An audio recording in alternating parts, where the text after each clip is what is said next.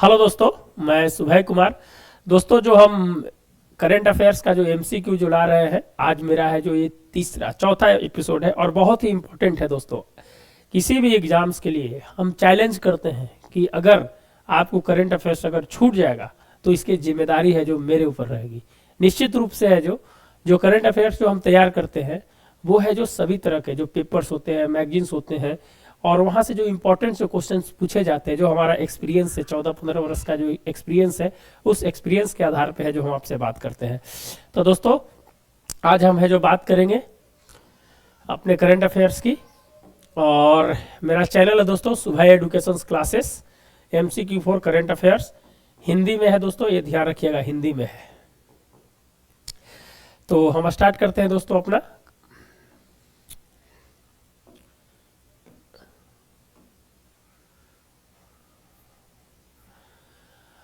पहला क्वेश्चन है आज का दोस्तों कि गणतंत्र दिवस 2024 के मुख्य अतिथि किस देश के राष्ट्रपति होंगे। अभी तो हो गया, तो देखिए दोस्तों, इस बार जो है फ्रांस के राष्ट्रपति है जो हमारा जो मुख्य अतिथि थे। फ्रांस के राष्ट्रपति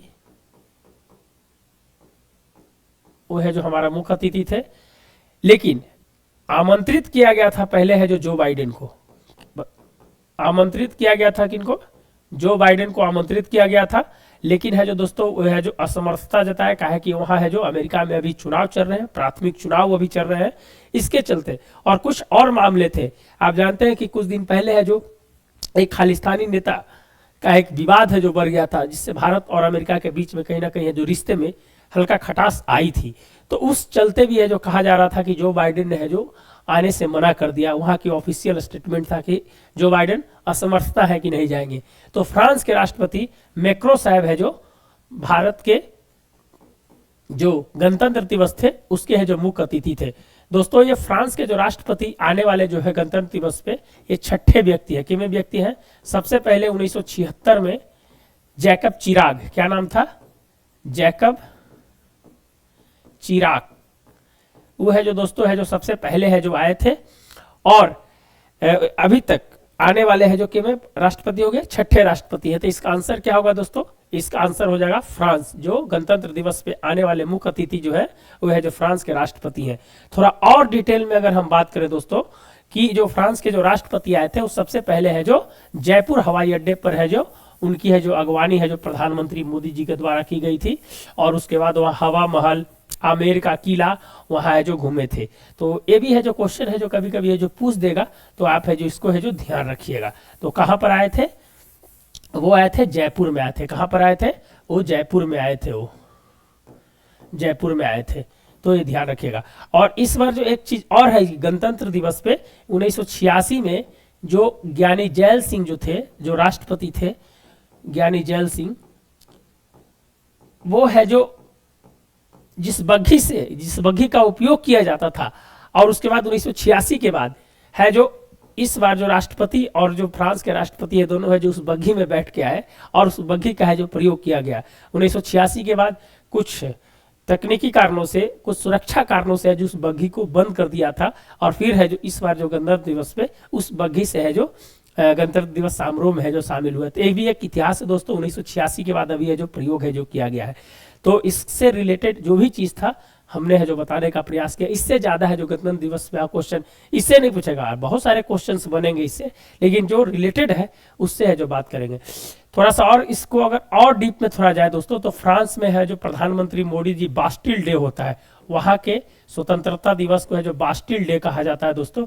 उसके जो उपलक्ष्य में है जो राजकीय सम्मान में है जो फ्रांस में है जो मोदी जी गए थे, और सबसे पहले जाने वाले 2009 में कौन थे?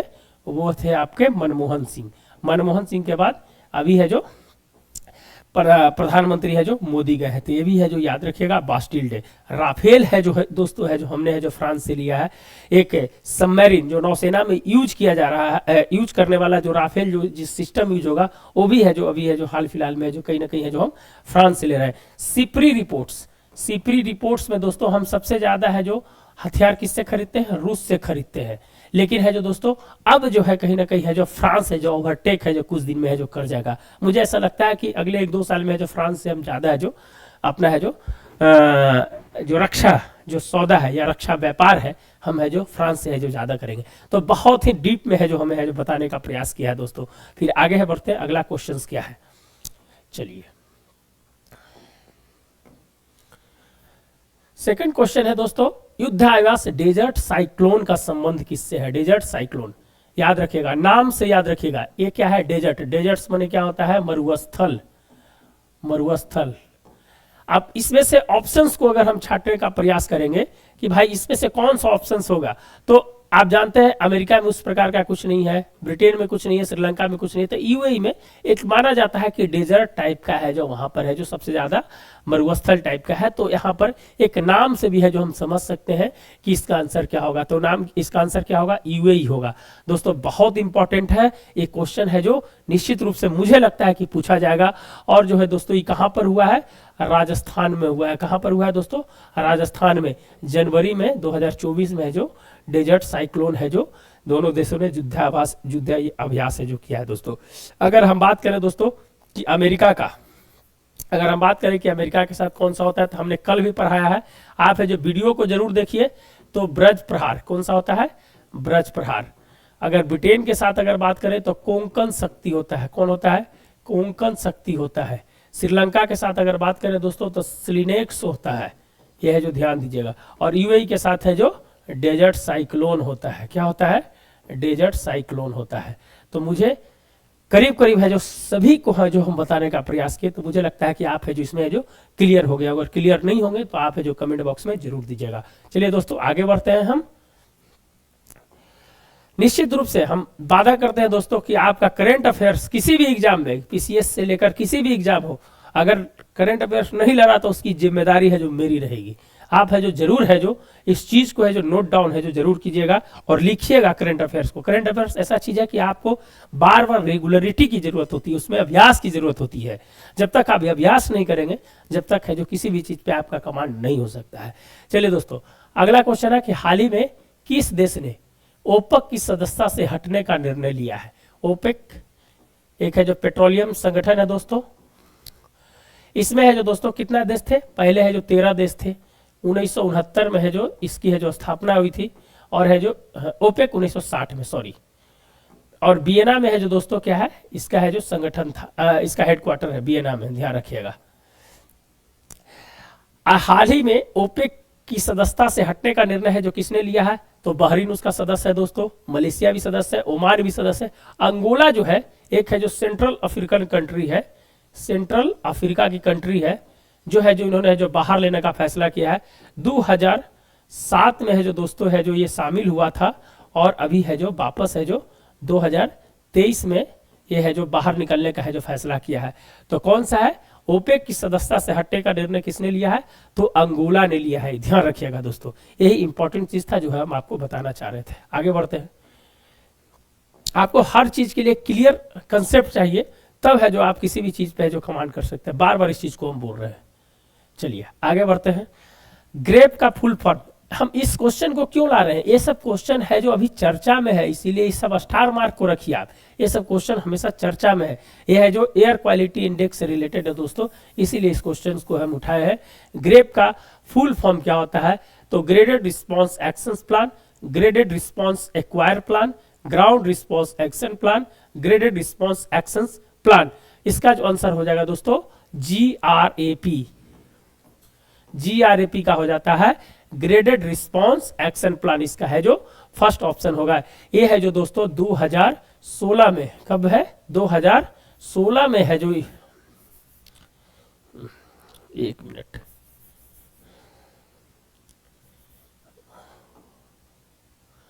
इसको कैसे एरेज कर सकते हैं? एरेज है यहाँ पर। चलिए ये है जो दोस्तों 2016 में है जो इस चीज को लागू किया गया था। 2016 में इसको है जो लागू किया गया था। कौन सा है? पर्यावरण एवं वन मंत्रालय। मैं दूसरा कलर ले लेता हूं दोस्तों, ये थोड़ा सा प्रॉब्लम है। पर्यावरण एवं वन मंत्रालय के द्वारा 2016 में है जो इसको लागू किया गया था दोस्तों ग्रैप को। ग्रैप क्या होता है दोस्तों कि यह जो एयर क्वालिटी इंडेक्स को है जो एक है जो मानक प्रदान करता है कि आप एयर क्वालिटी इंडेक्स में अगर 100 से लेकर 200 बीच में है तो आप सामान्य स्थिति में है, 200 से 300 के बीच में है तो थोड़ा सा है जो उससे सामान्य से थोड़ा अधिक प्रदूषण में है, 300 से 400 में आप है जो प्रदूषण की स्थिति में आ जाते हैं, 400 से 500 में है जो आपका है जो सेवियर में बहुत ज्यादा आपके यहाँ प्रदूषण है अधिकतर। अभी हम एयर क्वालिटी इंडेक्स में अगर बात करें दोस्तों तब भारत के अभी 14 टॉप 20 में 14 जो है शहर है जो भारत के है, तो बहुत ज्यादा है जो हमारे यहाँ एयर क्वालिटी इंडेक्स है। सरकार ने इसके लिए बहुत सारा काम कर रही है और इसमें सहयोग, लोगों का सहयोग भी बहुत जरूरी है दोस्तों। तो निश्चित रूप से जो है ग्रैप जो है यह जो 2016 में चालू किया गया था पर्यावरण एवं वन मंत्रालय के द्वारा, और है जो ग्रेड सिस्टम होता है दोस्तों, इस सिस्टम के आधार पर किसी भी शहर का हम है जो एयर क्वालिटी इंडेक्स है जो मापते हैं। ध्यान रखिएगा उसमें है जो जब एयर क्वालिटी इंडेक्स मापते हैं तो उसमें 8 जो गैसेस होता है उसको है जो आकलन करते हैं। उसमें अगर किसी प्रदेश में शहर में अगर 3 गैस अगर उसमें मुख्य रूप से अगर मिल जाती है तो है जो वहां पर है जो उसका है जो आकलन है जो वो एक मैथमेटिकल विधि है उससे है जो निकाला जाता है। तो ग्रैप का फुल फॉर्म क्या होता है? Graded response action plan. चलिए आगे बढ़ते हैं।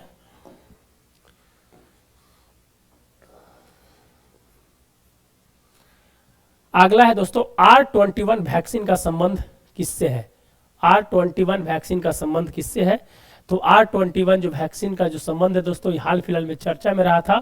सीरम इंस्टीट्यूट्स जो पुणे में है, सीरम इंस्टीट्यूट्स कौन सा है?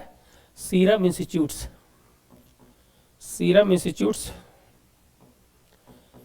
सीरम INSTITUT, सीरम इंस्टीट्यूट जो पुणे है, उन्होंने है जो मलेरिया का है जो वैक्सीन बनाया है। और यही है जो दोस्तों है जो आपका कोरोना का वैक्सीन है जो यह है जो सीरम इंस्टीट्यूट पुणे, बहुत ही आधार पूना वाला है जो इनके है जो चेयरपर्सन है। कौन है? आधार पूना वाला, ध्यान रखिएगा दोस्तों। तो R21 जो वैक्सीन है दोस्तों किससे? मलेरिया से रिलेटेड है। किससे है? मलेरिया से रिलेटेड है। हमने कल कुछ दिन पहले है जो कोरोना का JN.1 जो जिसको पिरोला कहा जाता है, हमने कुछ दिन पहले चर्चा किया था दोस्तों।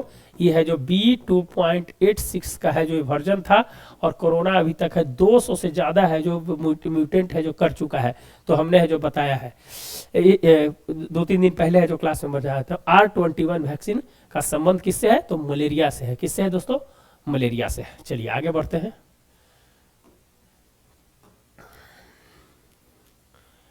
चलिए 10th वाइब्रेंट गुजरात किस शहर में आयोजित किया गया है? 10th वाइब्रेंट गुजरात किस शहर में? देखिए थोड़ा सा हिंदी गलत लिखा गया था दोस्तों, इस तरह से शहर होता है, आयोजित है जो किया गया है। तो 10th वाइब्रेंट गुजरात जो है दोस्तों ये भरूच में है जो स्टार्ट किया गया है। ये हर साल जब मोदी जी प्रधानमंत्री थे उस समय है इसे चालू किया गया था दोस्तों, और 10वां वर्जन है ये भरूच में है जो इसका है जो उद्घाटन किया गया है। PM मोदी के द्वारा है जो किया गया था। और इसके जो मुख्य अतिथि थे दोस्तों UAE के राष्ट्रपति थे, UAE के राष्ट्रपति इनमें मुख्य अतिथि थे अलहान साहब। और 34 देश है जो दोस्तों इसमें है जो भाग लिया था। कितना? 34 देश है जो इसमें है जो भाग लिया था। और ये निवेश का है जो काम करता है। 4800 करोड़ रुपया है जो निवेश होने की है जो बात की जा रही है दोस्तों। 4800 करोड़ रुपया जो निवेश होने की बात का एक के लोगों को जो भी आप क्या बोलते हैं उसको, जो आपके उद्योगपति होते हैं उनको है जो इसमें है जो इनवाइट किया जाता है। और भारत की अभी जान रहे हैं कि राजनीतिक स्थिरता भी है कहीं ना कहीं है जो चल रही है। तो इसके चलते कोई भी जो उद्योगपति है जो भारत में निवेश करने के लिए कहीं ना कहीं तत्पर है, क्योंकि यहाँ श्रम थोड़ा है जो सस्ता है, भूमि भी आसानी से मिल जाती है। माने सरकार अगर स्थिरता में रहती है तो भूमि भी आसानी से मिल जाती है। तो ये सब कारणों से कहीं ना कहीं है जो यहाँ पर है जो रोजगार बढ़ने की संभावना है जो बढ़ जाएगी अगर है जो इस प्रकार का इवेंट को अगर सक्सेसफुल है जो किया जाता है तो। चलिए दोस्तों आगे बढ़ते हैं।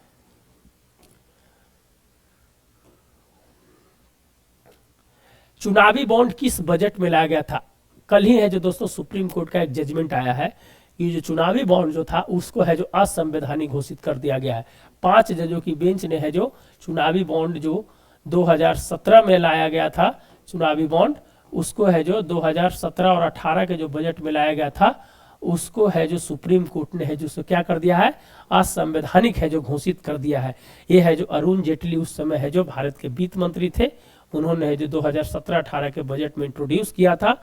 और उसके बाद है जो 2 जनवरी 2018 से है जो इलेक्ट्रिकल बॉन्ड है जो स्टार्ट कर दिया गया था। ये है दोस्तों चुनाव में आप है जो राजनीतिक दल को चंदा किस प्रकार से देते हैं उससे रिलेटेड है जो चुनावी बॉन्ड है। पहले है जो पैसा है जो कैश दिया जाता था, बहुत सारे नॉर्म्स थे, उसको पारदर्शिता लाने के लिए इस चीज को लाया गया था। लेकिन है जो सुप्रीम कोर्ट ने कहा कहीं ना कहीं ये है जो सूचना का अधिकार और मौलिक अधिकार का उल्लंघन है। बहुत सारे इस पे है जो एक लेक्चर हम थोड़ी देर में है जो इस पे विस्तृत लेक्चर लेंगे, लेकिन जो छोटी मोटी बातें हैं मैं इस पे बताना चाहूँगा। तो 2018 में है 17-18 के बजट्स में जो लाया गया था, स्टार्ट 2 जनवरी 2018 से हुआ चुनावी बॉन्ड।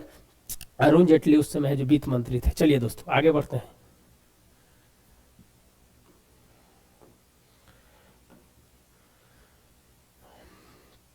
विराट कोहली ने अपना 50वां एक दिवसीय शतक किस टीम के साथ लगाया? इस तरह के क्वेश्चन है जो दोस्तों है जो पीसीएस में बहुत ज्यादा पूछे जाते हैं। तो विराट कोहली भारतीय बल्लेबाज है दोस्तों, पहले कैप्टन भी थे, भारतीय बल्लेबाज है। अपना 50वां एक दिवसीय शतक किस टीम के खिलाफ लगाया? तो आप जानते हैं दोस्तों कि भारत में भी है जो वर्ल्ड कप हुआ था, वर्ल्ड कप हुआ था भारत में। क्या वर्ल्ड कप था, हमने है जो पढ़ाया है, आप है जो ध्यान रखिएगा। 13वां वर्ल्ड कप जो था और अहमदाबाद स्टेडियम में इसका जो फाइनल हुआ था, कहाँ हुआ था? अहमदाबाद स्टेडियम में फाइनल हुआ था। सेमीफाइनल का वो मैच था, याद कीजिए, सेमीफाइनल का वो मैच था। वो मैच है जो उसमें भारत और न्यूजीलैंड के बीच में वो मैच हो रहा था, न्यूजीलैंड के बीच में। कहाँ? वानखेड़े स्टेडियम मुंबई में। कहाँ हो रहा था? वानखेड़े स्टेडियम मुंबई में मैच हो रहा था दोस्तों। और है जो उसमें है जो विराट कोहली ने है जो दोस्तों है जो 50वां है जो शतक है जो लगाया था और सचिन तेंदुलकर का है जो रिकॉर्ड है जो कहीं ना कहीं है जो तोड़ दिया था। तो ये है जो इंपॉर्टेंट चीजें। अगर हम बात करें सबसे ज्यादा शतक लगाने में तो फर्स्ट नंबर पर कौन हो गया? विराट कोहली हो गए, कोहली। सेकंड नंबर पर कौन हो गए? सचिन तेंदुलकर हो गए, सचिन तेंदुलकर। तीसरे नंबर पर कौन हो गए? रोहित शर्मा हो गए, रोहित शर्मा हो गए। चौथे नंबर पर कौन हो गए? रिकी पॉन्टिंग हो गए। तो आपकी क्वेश्चन छूटेगी कहां से? जब इतना डीप में पढ़िएगा तो कहां से क्वेश्चन छूटेगा? संभव है कि आपका क्वेश्चन छूट जाएगा? क्वेश्चन छूटेगा ही नहीं। तो दोस्तों सेमीफाइनल के मैच वानखेड़े स्टेडियम में है जो उन्होंने है जो 49वां शतक उन्होंने है जो अपने जन्मदिन पे लगाया था ईडन गार्डन में। आप थोड़ा रिकॉल कीजिए इस चीज को, तो आप है जो ध्यान में रखिएगा। तो इससे ज्यादा है जो क्वेश्चन है जो यहां से नहीं बनता है। हम चलते हैं अगले पर। चलिए, ओडिसी मून निजी मिशन किस देश ने है जो लॉन्च किया है? हमने कुछ दिन पहले 3-4 दिन पहले के पेपर में है जो हमने पढ़ाया था। अगर आप मेरा सीरीज देखते होंगे तो जरूर है जो, और देखिए क्वेश्चन है जो वहीं से है जो पूछा गया है। क्या है क्वेश्चन? ओडिसी मून मिशन, ये है जो निजी मिशन है दोस्तों। क्या है?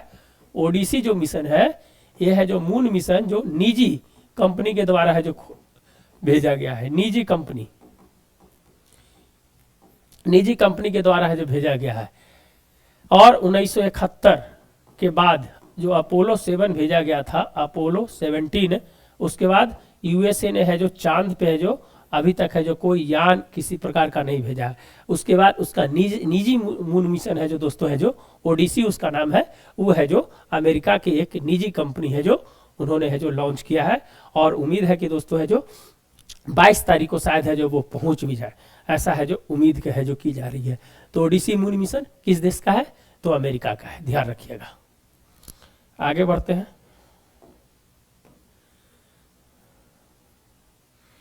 पाकिस्तान में चुनाव लड़ने वाली पहली हिंदू महिला का नाम क्या है दोस्तों?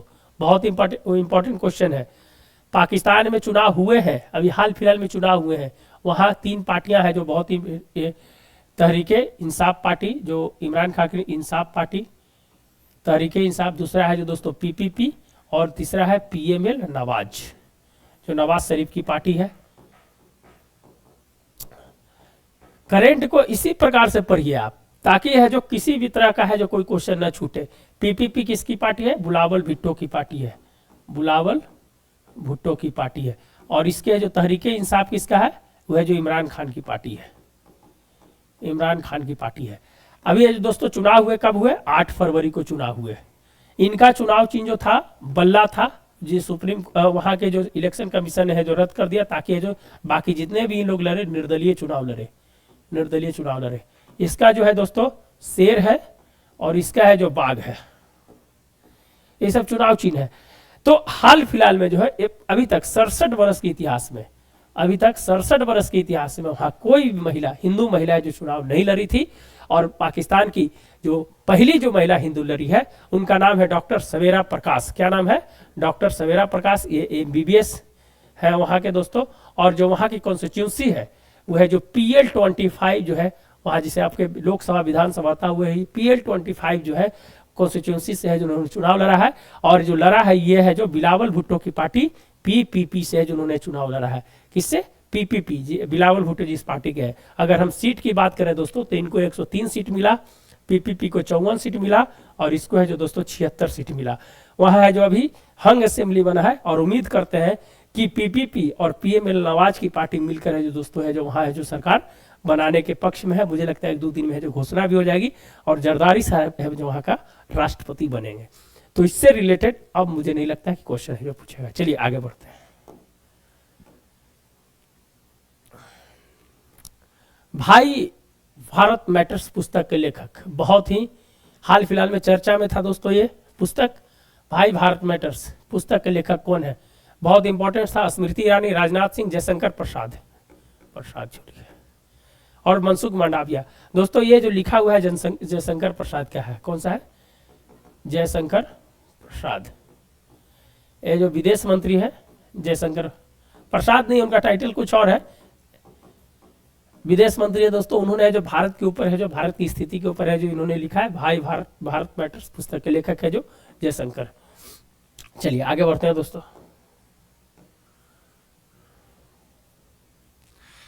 150 वर्ष पूरा होने के उपलक्ष्य में लोगों को अनावरण किस संस्था ने किया है, बहुत इंपॉर्टेंट क्वेश्चन है। हमेशा है जो इस क्वेश्चन को इस तरह के क्वेश्चन पूछ देता है। 150 वर्ष पूरे होने के उपलक्ष्य में किस जो डिपार्टमेंट है, किस विभाग ने है जो अपने लोगों का किस संस्था ने है जो अपने लोगों को है जो अनावरण किया। IMD, ISRO, WMO, IMO। दोस्तों है जो IMD जो है भारतीय मौसम विज्ञान इसको कहते हैं दोस्तों। भारतीय IMD को भारतीय मौसम विज्ञान है जो इसको कहते हैं। इसकी स्थापना 1875 में हुई थी, ध्यान रखिएगा। इसरो की स्थापना 15 अगस्त 1969 को हुई है। WMO है दोस्तों 1873 को। और इंटरनेशनल IMO की भी स्थापना उसी आसपास में हुई है जब भारत का जिस समय हो रहा था। तो दोस्तों है जो IMD है उसका है जो 150 वर्ष पूरा हुआ है और उसके उपलक्ष्य में है जो अपना है जो नया लोगो है जो उन्होंने है जो जारी किया है, नया लोगो है जो जारी किया है दोस्तों।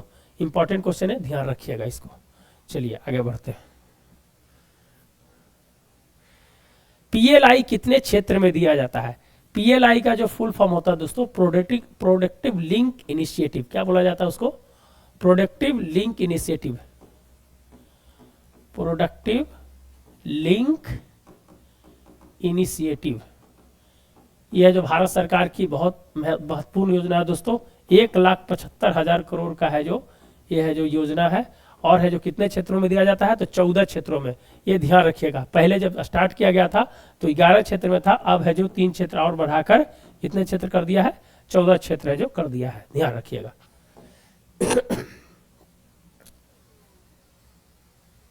सिकाइटियल वायरस, देखिए कल हमने पढ़ाया, इसका आंसर हम नहीं बताएंगे। सिकाइटियल वायरस कल ही है हमने पढ़ाया है, इसका आंसर है जो आप बताइएगा। अगर आप वीडियो देखते हैं कि नहीं देखते हैं इससे भी पता चल जाएगा कमेंट बॉक्स में कितने लोगों का है जो आंसर आता है।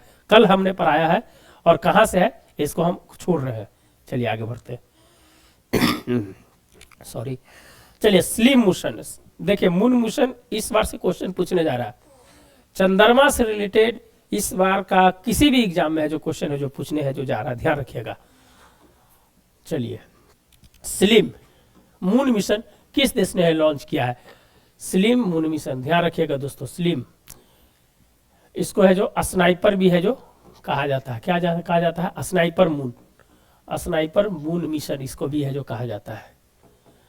यह है जो दोस्तों पाकिस्तान, चाइना, उत्तरी कोरिया, जापान। जापान है जो स्लिम, और पांचवा देश है, जो पांचवा देश है जो है जो दक्षिणी ध्रुव पर है, जो यह चंद्रमा पर गया है, और दक्षिणी ध्रुव पर है जो जाने वाला ही दूसरा देश है। पांचवा देश जो चंद्रमा पर गया है और दक्षिणी ध्रुव पे जाने वाला ही दूसरा देश है। यह है जो चंद्रमा पर जाने वाला पांचवा देश कौन बना? जापान बना, लेकिन दक्षिणी ध्रुव पे जाने वाला दूसरा देश बना। पहला देश कौन सा है? अपना चंद्रयान गया था। फर्स्ट कौन सा था? चंद्रयान, ध्यान रखिए, फर्स्ट था चंद्रयान।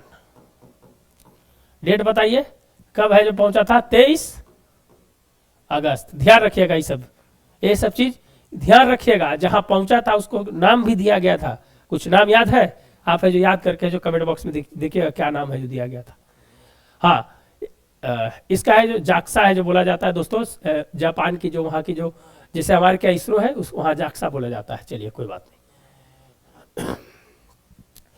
प्रसार भारती हाल में किस देश के साथ रेडियो और टेलीविजन के लिए समझौता किया है? तो किसने किया है दोस्तों? मलेशिया, चाइना, उत्तरी कोरिया और जापान। चाइना कर नहीं सकता, खत्म हो गया। उत्तरी कोरिया कर नहीं सकता।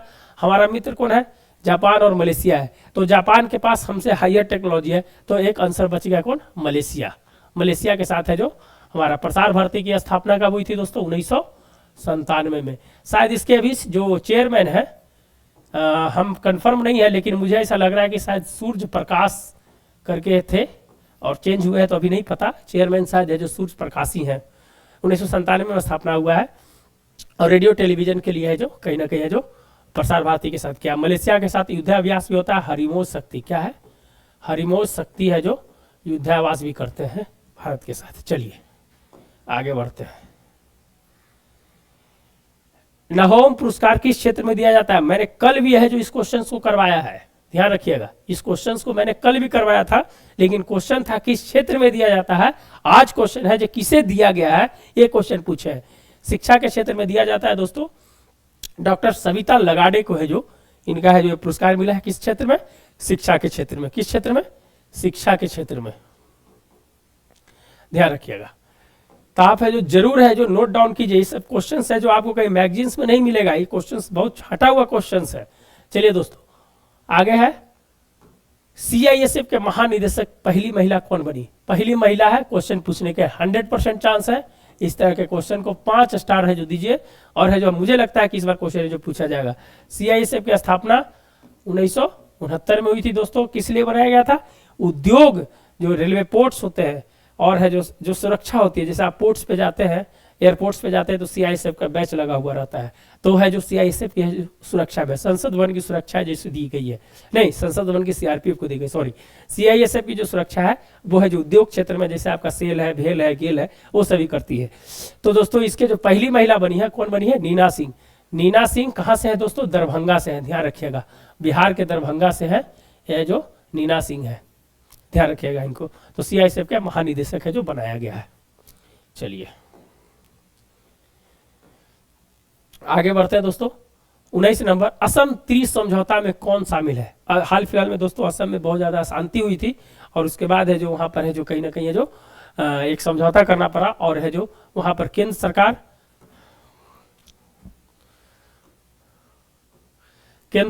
असम सरकार और ULF सरखोबा गुट, इसमें 2 गुट है दोस्तों। एक है जो सरखोबा गुट है जो सरकार के साथ है जो बातचीत में आ गया है, दूसरा है परेश बरुआ गुट। क्या है? परेश बरुआ गुट।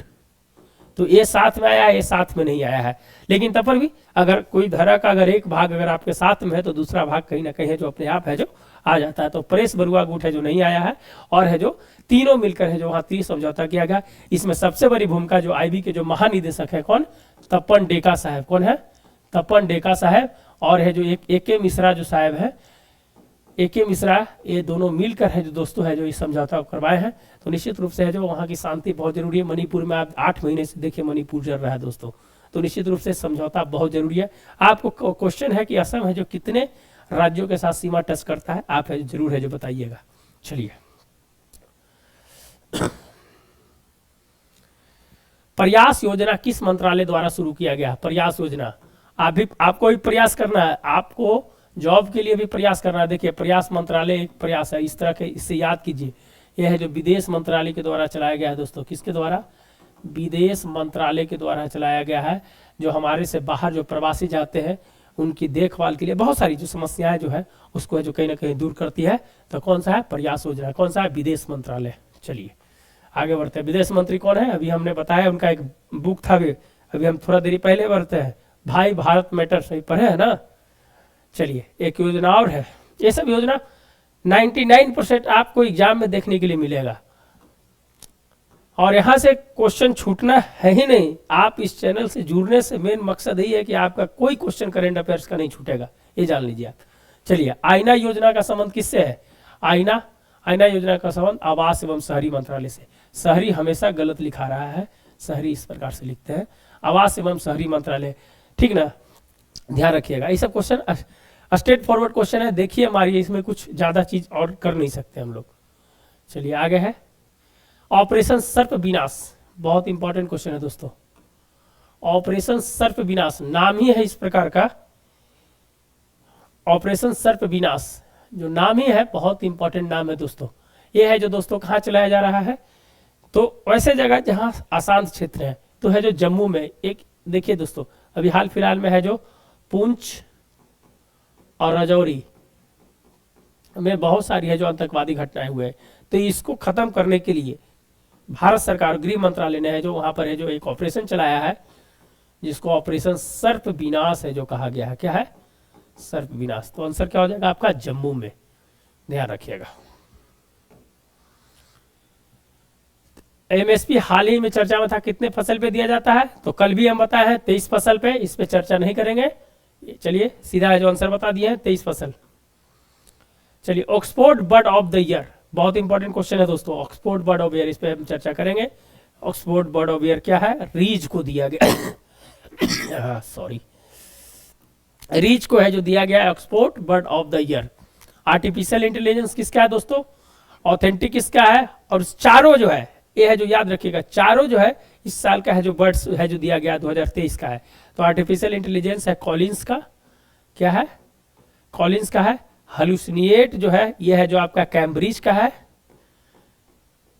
कैम्ब्रिज का है। और एक जो है ये बेस्टर करते हैं, उसका क्या नाम है, मैं थोड़ा मिस कर रहा हूं, उसका है जो इस बर्ड ऑथेंटिक उसने है जो दिया है। तो रीज ऑक्सफोर्ड ने दिया है, कॉलिंस आर्टिफिशियल इंटेलिजेंस ने दिया है, और कैम्ब्रिज जो है हेलुसिनिएट ने दिया है। ये जो ध्यान रखिएगा। चलिए आगे बढ़िए, वो किसने दिया है अगर आप जानते तो कमेंट बॉक्स में जरूर है जो बता दीजिएगा। अयोध्या हवाई अड्डे का नया नाम क्या रखा गया है?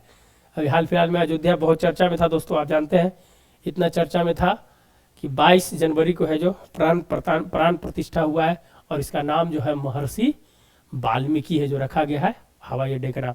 तो निश्चित रूप से मुझे लगता है कि आप है जो जरूर है जो कुछ नया चीज़ है जो यहाँ से सीखे होंगे, और आपसे उम्मीद करते हैं कि आप है जो हमारी चैनल को है जो आप लोगों को भी शेयर करें, सब्सक्राइब करें, ताकि है जो हमें है जो इस प्रकार का है जो और काम करने का अच्छा मौका मिले, और उम्मीद करते हैं कि आपका साथ है जरूर मिलेगा। Thanks for watching, subscribe and share. मिलते हैं नए वीडियो के साथ, आपका दिन शुभ हो, धन्यवाद।